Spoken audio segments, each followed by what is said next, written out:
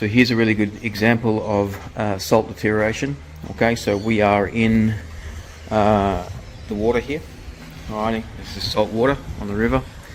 So the water, I've shown you in other videos, the water comes up through the masonry and then the water evaporates on the surface, and the salt accumulates on the surface of the sort of first 5 or 10 millimeters of substrate, and here you can actually see it.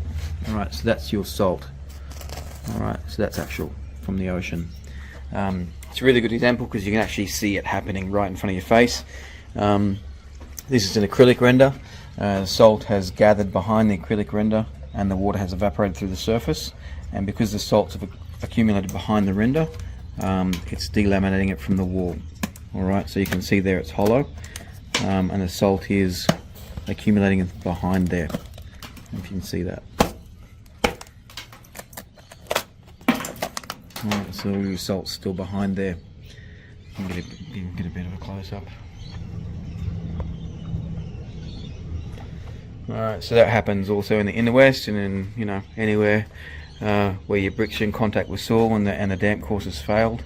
Obviously not to this extreme degree, but this is a really clear example of what happens when salt comes from below.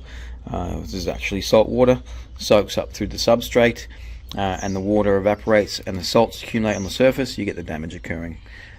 So you can see inside here, this wall here would be retaining soil. Okay, so there's this driveway and stuff on the other side up here, and you can see that the pillars, the bearers here are sitting on the sandstone.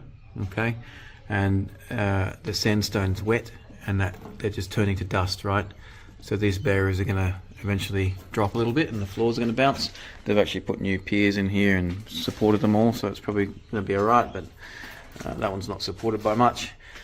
All this sandstone through here is deteriorating, and you can see how much is falling apart here. So all that soil here is actually from this sandstone here. Alrighty, so you can see all that salt water is just the salt crystals are breaking the sand molecules apart, sand particles apart, and it's making sand. Yeah. So that's it.